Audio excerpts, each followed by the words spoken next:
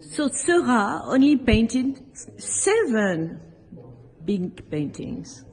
So this is one of the rare examples, and it has a special story, right? Yes. So Seurat died so young that he didn't have a very long career, but he was very committed to his technique, his pointillist technique. And this is one of the ones that was recognized as a fully complete major composition. So young woman powdering herself.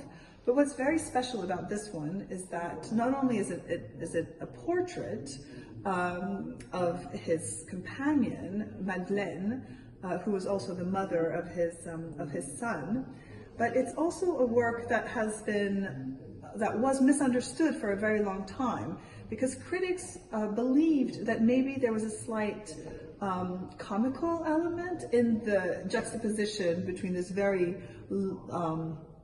luscious woman and this tiny little table that she's at.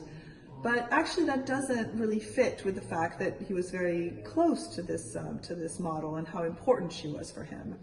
And it's only very recently that we saw, by doing some technical examination, that there was a self-portrait by Seurat underneath the vase of flowers in the upper left-hand corner.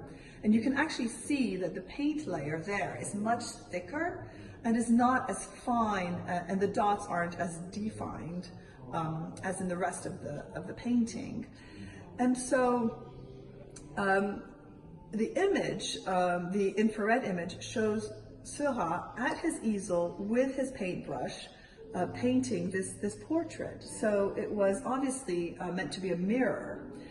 So this really allowed us to understand this work in a completely different way, in that it's not comical at all, but on the contrary, it's very intimate and personal. Yes, but the thing is that he didn't dare to show himself with the lady.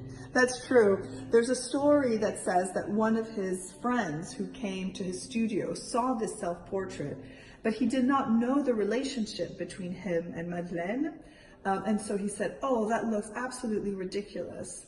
And Seurat was a very private person. He let very few people into his studio or even understand his method, and so he was a bit annoyed, and he painted over. But he died just after. And his son died too. Yes. Very sad ending.